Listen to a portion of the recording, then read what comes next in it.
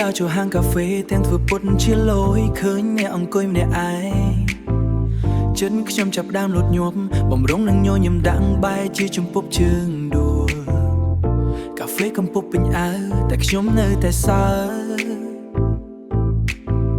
ចង់និយាយពីផ្អែមល្ហែមបែរជាភ្លេចពាក្យពេចន៍មុខឡើងក្រហមអៀនហួរថ្លែងតែក្នុងចិត្តនេះពិតជានឹកស្នេហ៍ណាំងអូស្នេហ៍អើយហើយដល់វិញខ្ញុំខ្លាចជាក្មេងលងបែបនេះចង់ធ្វើជាសុភាពបរំបែរជាធ្វើខុសរហូតតែបែរដងស្មោះនេះប្រកបជួនអ្នកអើយទោះបីជាខ្ញុំរៀងភ្លាវបន្តិចតែស្នេហ៍ពិតប្រាកដជឿជាក់លើខ្ញុំនឹងមើលថែអ្នកជានិចទោះបីជាខ្ញុំជំពប់ដួលក៏ខ្ញុំនៅតែស្រឡាញ់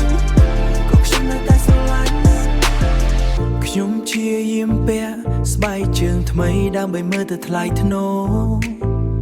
តែវាចង្អៀតពេកធ្វើឲ្យខ្ញុំដើរយ៉ងអ្នកសើចំមកឲ្យខ្ញុំ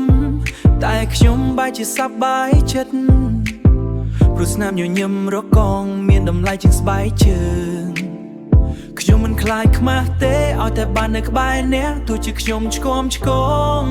ក៏ខ្ញុំនៅតែមានម៉ូដកឹកភាពអូស្នេហ៍អើយហើយដល់វិញខ្ញុំខ្លាចជាក្មេងលងបែបនេះចង់ធ្វើជាសុភាពបរំបែរជាធ្វើខុសរហូត